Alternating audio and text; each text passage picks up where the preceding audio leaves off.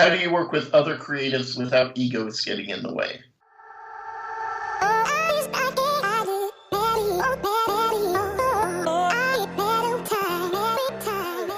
Oh man, I just slap people. I say, come here, come in close. I just slap them real quick.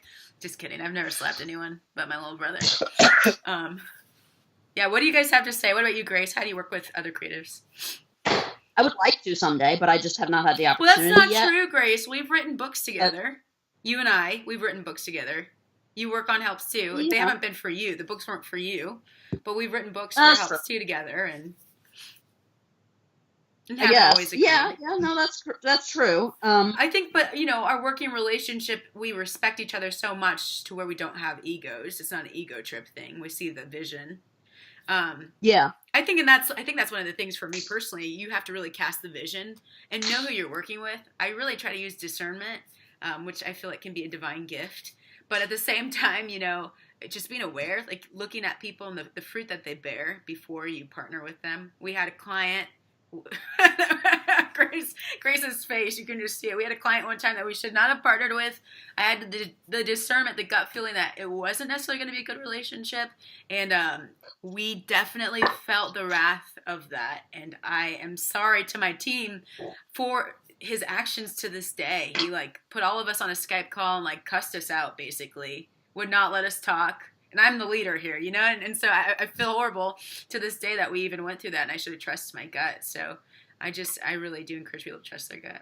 I don't know. It's always tough when you're working with someone's ego because it's definitely not the better side of them that you're seeing. So just somehow being able to step outside of that and realize that what they're doing they think is right now, even if it doesn't seem that way to you. And somehow being able to not put them on the defensive. Yeah. So I don't know whether that's complimenting them or encouraging them in some way, or being like, hey, I really like this, I like this, I like this. These are my thoughts on this, though. Yeah. Trying to just put a spin on it, even if you don't want to. Something like that. Yeah, a good spin is, which I've learned from just leading other bands, is you say, and I've led a lot of guy bands, and I've led bands that are older than me, so that's always awkward trying to not butt heads as a young leader in a creative aspect.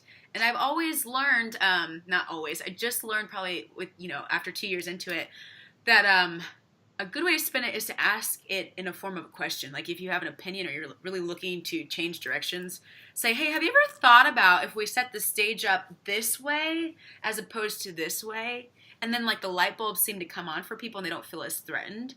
It doesn't always work, but about 85% of the time it always works. So. Yeah. And then they get to feel like they have a little bit of the credit too, especially if it's a good idea. Yeah, giving them ownership, even though you're like, that's my idea, but it's okay. That's when you get older, you're like, who cares? When you get more mature, who cares if it's not my idea? It just needs to happen, Matt, what about you? You have any ideas for that? Yeah, for one, I would say if you're able to bring in another person, just a third party to either say whose idea they think is better or to just get an outside opinion on how you can make it better.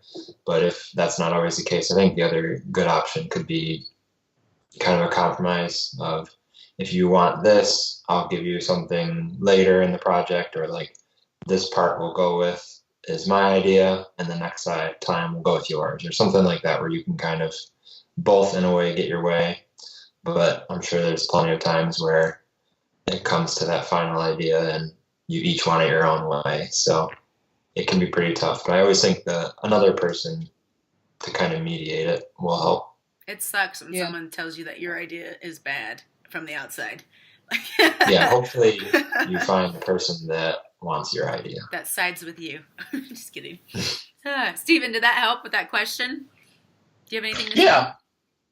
It's just because that, when I've been in those situations, I've learned if there are clashing egos, be the first one to step down, to listen, to actually step down and say, okay, you say tell me exactly, what you have in mind, blah, blah, blah, blah, blah, is, do all the listening first, if there is a clash.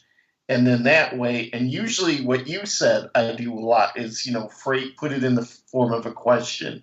And I find a lot of times if you're working on a creative project and their egos crashing, a lot of times everybody has the same idea. They're just talking over each other. That once you stop and listen, you find you're pretty much on the same track. You just need to calm down or whatever. So yeah, that's real. That's so real. That's cool. You guys have such wisdom here. Make sure you subscribe. We here at Helps You, we love doing videos, and we have some great things coming at you. We have things for writers, musicians, business owners, anybody who really has a project and a heart to reach people. We want to help them do it. So if you are a creative or business owner, we got tons for you.